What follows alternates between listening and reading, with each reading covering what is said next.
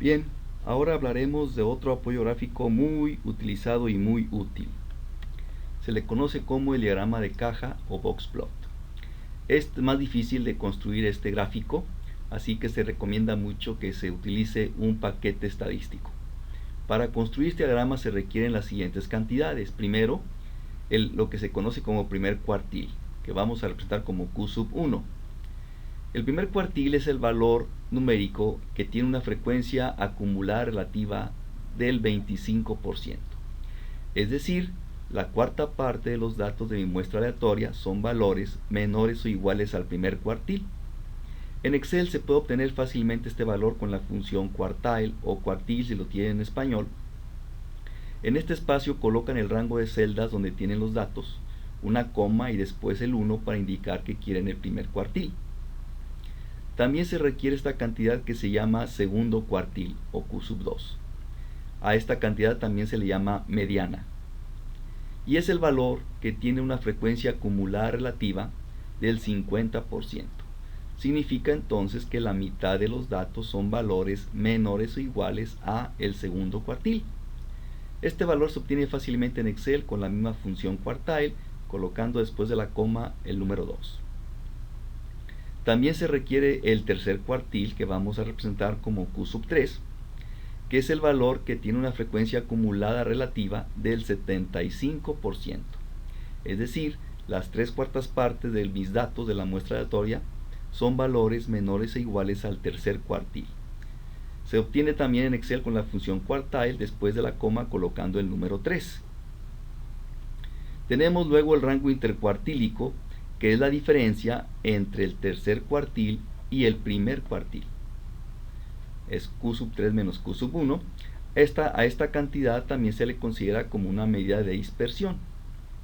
Por ejemplo, si aplican estas funciones de Excel en los datos del ejemplo anterior, ustedes pueden verificar que para los datos tenemos que el primer cuartil es 12.56, el segundo cuartil es 25.06 y el tercer cuartil es 38.68.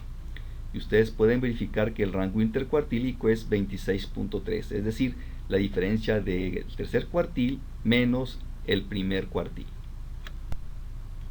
Aquí tenemos el aspecto que tiene ya la gráfica del diagrama de caja. Aquí lo estamos exhibiendo en posición horizontal, también se puede colocar en posición vertical. En el eje de las X tenemos la escala numérica. Este diagrama de caja que tenemos aquí no corresponde a los datos del ejemplo, pero vamos a explicar su interpretación. Está formado por un rectángulo, vea usted, ¿sí? En el lado izquierdo, si esta posición horizontal, si lo proyectamos hacia el eje numérico, este lado está ubicado sobre el valor del primer cuartil. El extremo del lado derecho, si lo proyectamos al eje numérico, está ubicado sobre el valor del tercer cuartil. Dentro de este rectángulo tenemos otro segmento rectilíneo que queda ubicado sobre el valor del segundo cuartil. Entonces, esta es una parte del diagrama de caja. Después, a los lados se colocan estos segmentos rectilíneos, ¿sí?, que también se le conocen como bigotes. Este, que inicia aquí en el lado que está sobre el tercer cuartil, se extiende hasta el valor máximo, o a lo mucho su longitud va a ser igual a 1.5 veces el rango intercuartílico. El rango intercuartílico sería entonces la distancia de este segmento, es la distancia que hay del cuartil 1 al cuartil 3. Entonces este segmento, este bigote, se extiende a lo mucho, va a tener una longitud de a lo mucho 1.5 veces esta distancia, el rango intercuartílico, o va a llegar hasta el valor máximo, lo que sea más breve. Del lado izquierdo tenemos también otro segmento rectilíneo, otro bigote, que inician sobre el lado que está sobre el primer cuartil. Igualmente se va a extender hasta el valor mínimo, o a lo mucho va a tener una longitud igual a 1.5 veces el rango intercuartílico. Si tenemos valores numéricos más allá todavía, entonces se van a exhibir con marcas. Aquí tenemos un asterisco, pero puede ser un punto, una estrellita, etcétera. Las marcas que quedan aquí más allá de los bigotes significa que se están refiriendo a valores muy alejados, a los valores atípicos, y vale la pena que el investigador revise estas cantidades porque es muy común que se presenten errores de captura. Aquí tenemos ya el boxplot correspondiente al ejemplo que vimos anteriormente sobre los tiempos. Vea usted que el segundo cuartil pues casi está en el centro del rectángulo de la caja. Sin embargo, el bigote de arriba tiene mucha mayor longitud que el bigote de abajo. Ya eso le sugiere al investigador que la distribución de los datos no es simétrica. Si los bigotes tienen una longitud aproximadamente igual y el segmento del segundo cuartil está ubicado más o menos en el centro de la caja del rectángulo, eso sugiere que la distribución de los datos es simétrica.